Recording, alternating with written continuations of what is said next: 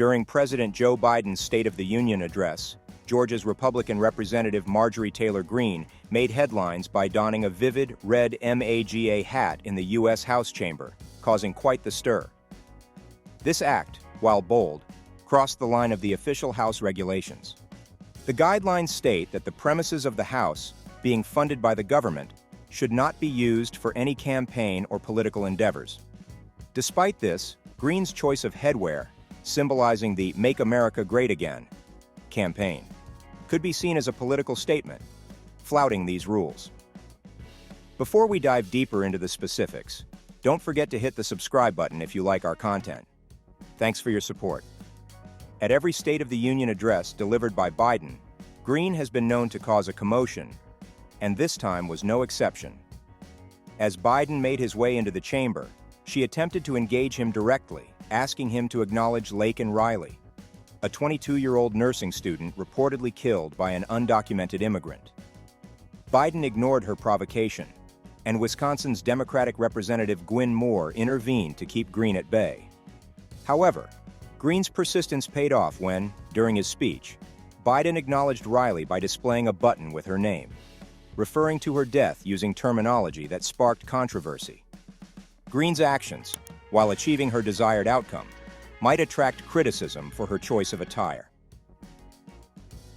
Maryland's Democratic Representative Jamie Raskin immediately pointed out that Greene's act of wearing a campaign hat violated House decorum, suggesting she could face an ethics complaint.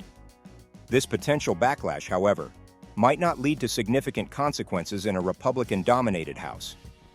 In response, Greene deflected by criticizing Biden's handling of the U.S.-Mexico border, asserting that his actions were a more severe breach of duty. It's important to note that according to the House's ethical guidelines, the House itself is a resource meant for official use only and not for campaigning or political acts. Greene's decision to wear the MAGA hat at Biden's address was a clear infringement of these principles, which explicitly prohibit using House facilities for campaign-related activities. The incident sparked a wider debate on the use of government resources for political campaigning. It raised questions about the enforcement of House rules and the consequences of such violations. As discussions continue, it becomes evident that the line between political expression and the misuse of official platforms is increasingly blurred, highlighting the need for clear guidelines and consistent enforcement to maintain the integrity of government institutions. Adding to the controversy, this episode has reignited conversations about the importance of decorum and respect within the halls of Congress. Critics argue that such actions distract from the critical issues facing the nation, urging lawmakers to focus on constructive dialogue and bipartisan cooperation. As the fallout from the incident unfolds, it serves as a reminder of the ongoing challenges in navigating the complex landscape of American politics, where symbolism and substance often collide. Greene chose to wear a T-shirt that displayed the name Lakan Riley, a recent victim in Georgia, supposedly killed by an undocumented Venezuelan migrant. MAGA Republicans are attempting to attribute Riley's death to Biden's lenient immigration stance. Interestingly, Riley's parents turned down an offer from the Republicans to be present during the speech, leading to speculation that they preferred not to have their daughter's unfortunate demise exploited for political gain. This move by MTG exemplified the essence of ultra-MAGA tactics.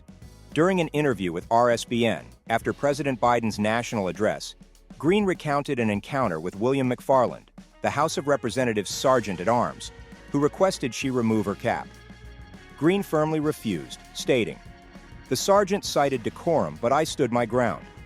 I acknowledged his point, stating I was prepared for any consequences, but remained adamant about not removing my cap," she retorted.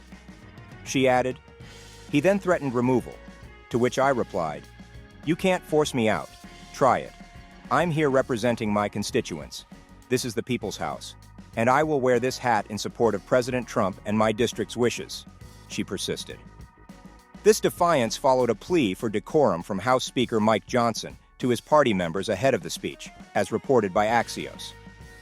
As Biden made his entrance into the House chamber for his address, Greene, phone in hand ready to record, managed to catch his eye. She presented him with a pin saying, "Say her name, Lakan Riley," commemorating the 22-year-old nursing student from Augusta University in Georgia, who met a tragic end while jogging last month. The suspect in her killing, Jose Antonio Ibarra, 26, from Venezuela, had illegally entered the U.S. in 2022 and was awaiting a decision on his immigration case. The Republicans have been highlighting Riley's case to point out the flaws in the current immigration system and support a narrative, championed by Donald Trump, that associates immigration with increased crime and drugs, holding Biden responsible. Amid Biden's immigration segment in his speech, Greene audibly reacted, prompting the president to acknowledge her by pulling out Riley's pin and attempting to honor the victim. "Lakan Riley, a young woman taken too soon by an illegal immigrant," he mistakenly stated, before correcting the name and expressing sympathy towards her family. This incident also brings to the forefront the ongoing debate about immigration policy in the United States. While it's clear that the tragic death of Lakan Riley has become a focal point for discussions on immigration reform, it also raises questions about how we, as a society, address and resolve the underlying issues contributing to such incidents. The politicization of individual tragedies often detracts from the broader, more nuanced conversation needed to tackle the root causes of immigration-related challenges, suggesting a need for a more compassionate and comprehensive approach to policymaking that goes beyond political affiliations. Subscribe if you liked the video. Thanks for watching.